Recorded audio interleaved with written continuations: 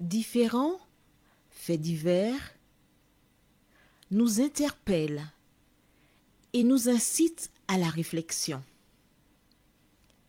Ils annoncent un événement imminent et d'une grande importance. Mais comment l'analyser? En écoutant Jean-Claude qui, à la lumière de la Bible, t'accompagnera et te permettra d'être prête, d'être prêt pour le retour de Jésus. Note que les éditions spéciales sont disponibles sur YouTube. Quelle est la réponse 2? Le 2, c'est le chiffre. Je te salue fraternellement en Jésus-Christ, le Sauveur du monde. C'est Jean-Claude qui partage avec toi cette nouvelle série qui s'intitule Découvrir. Marco et Jean-Claude sommes toujours très heureux de te retrouver.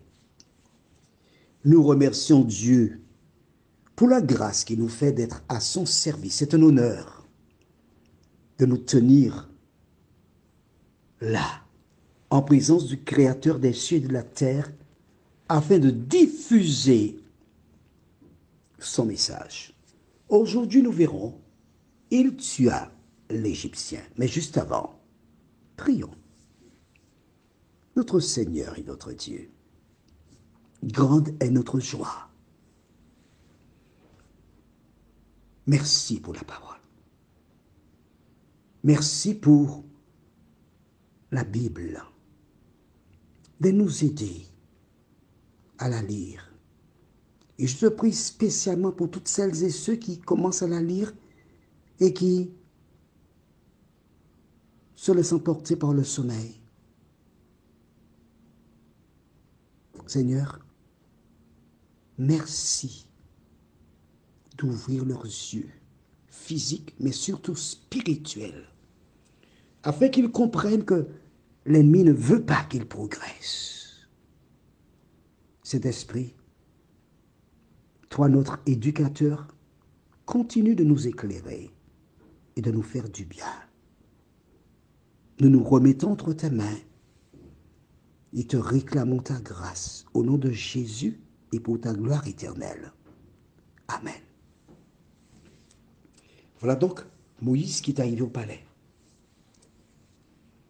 Sa mère lui avait donné les rudiments de l'éducation.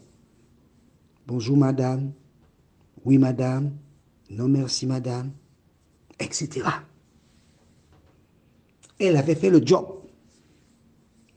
parce qu'elle savait qu'il était diminué. C'est un hébreu. Les hébreux généralement sont des esclaves.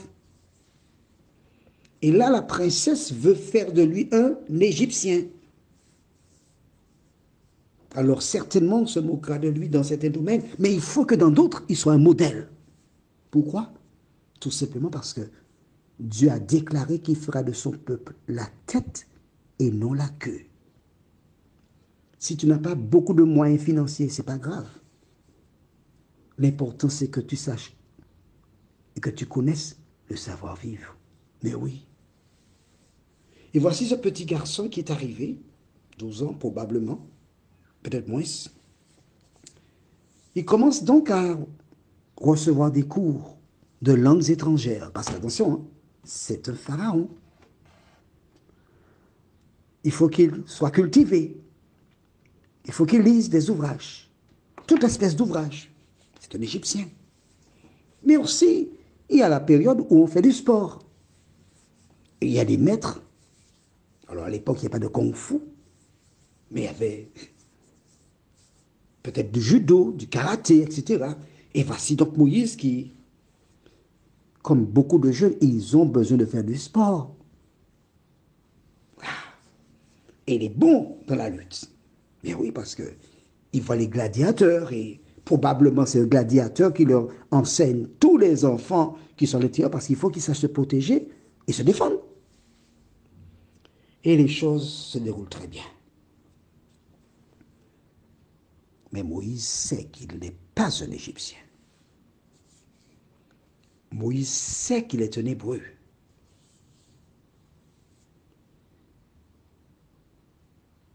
Mais tu as noté avec moi que l'ennemi sait que cet homme-là, qu'on appelle Moïse, il bénéficie de la protection de l'Éternel des armées.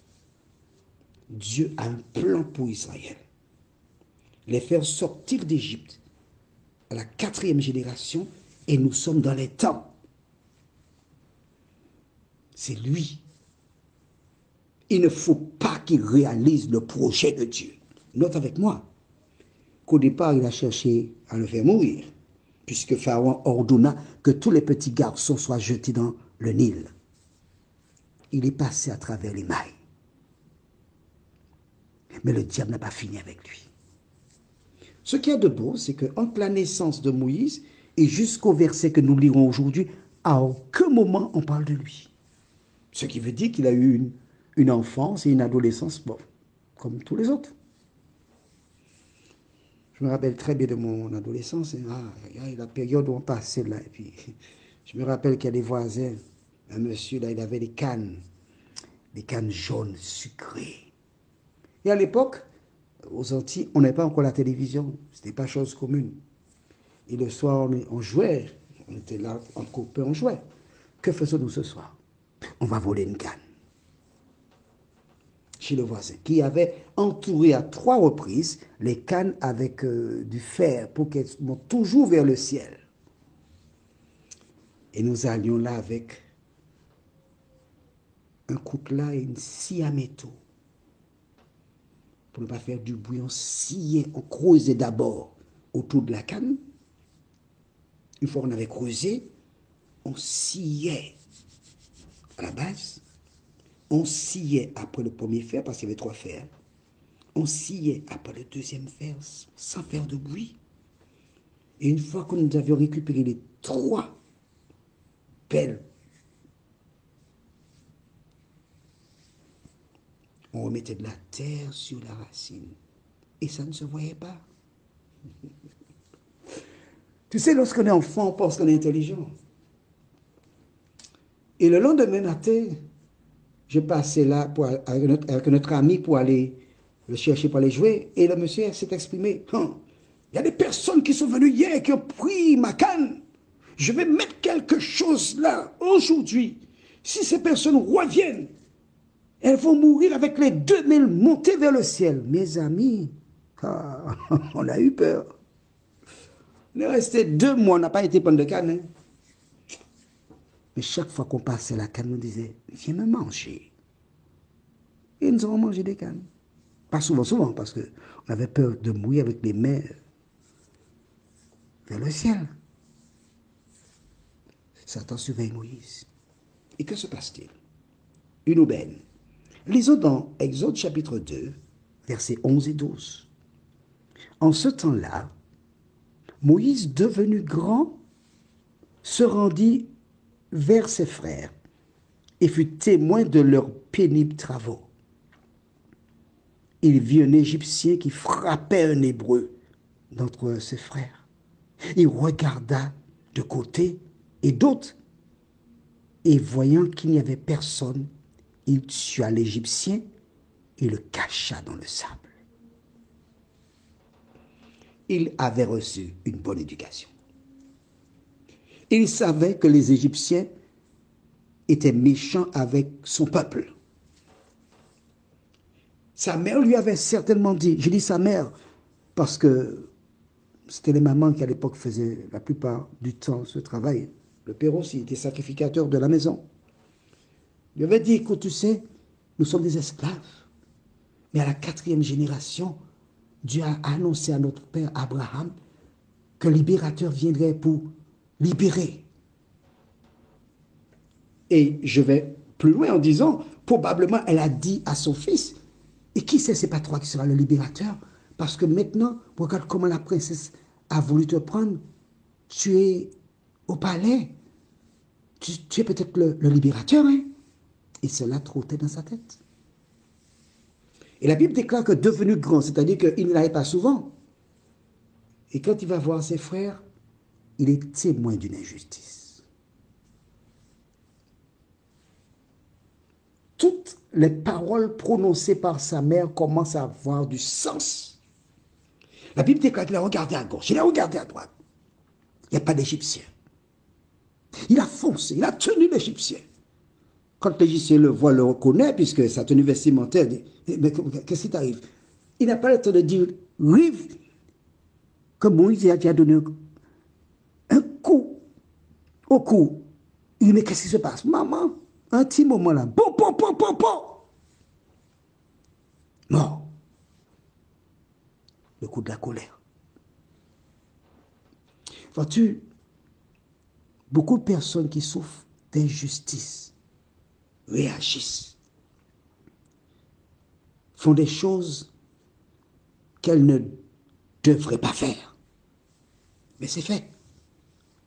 Et lorsque le diable a vu que Moïse a tué l'Égyptien, ces anges, les démons, ils ont commencé à applaudir. Ils ont dit, aïe, aïe, aïe, aïe, aïe, aïe, aïe, aïe, on l'a eu. Il est tombé dans le piège. Il est tombé dans le piège. Mon ami, qui que tu sois,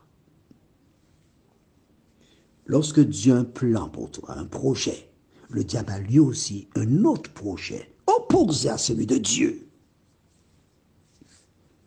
Le diable a déjà tout vu, tout compris. Il sait qu'à travers cet acte-là, il a disqualifié Moïse. Il ne peut pas être le libérateur. Il ne sera pas le libérateur parce que certainement, Pharaon le mettra à mort. Mais non, c'est pas possible ça.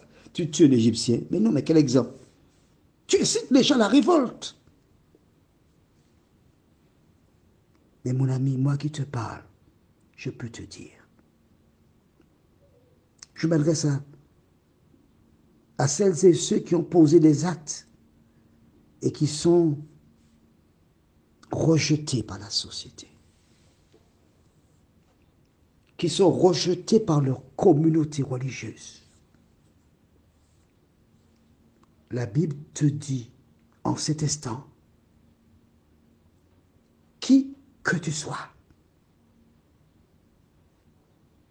lorsque Dieu a un projet pour son enfant, le diable cherche à disqualifier ce dernier.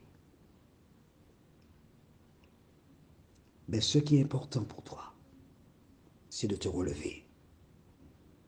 Ce qui est important pour toi, c'est de garder la foi. Cet homme étant mort, Moïse va rentrer au palais comme si de rien n'était. Mais il est aux aguets. Il écoute pour voir ce qui se passera. Vois-tu, souvent nous voulons nous débarrasser en utilisant des pratiques de ce monde. Mais la pratique que Moïse voulait appliquer n'était pas celle de Dieu. Prions. Seigneur, Moïse voulait par la violence délivrer celui qui était battu. L'ennemi nous piège parce que parfois nous utilisons des procédés mondains au lieu de reconnaître que l'Éternel dirige et en son temps fera le nécessaire. Seigneur, pardon. Car en procédant ainsi, nous manquons de foi. Merci de nous aider à nous relever, de nous conduire encore dans de verts pâturages. Au nom de Jésus, pour ta gloire éternelle. Amen.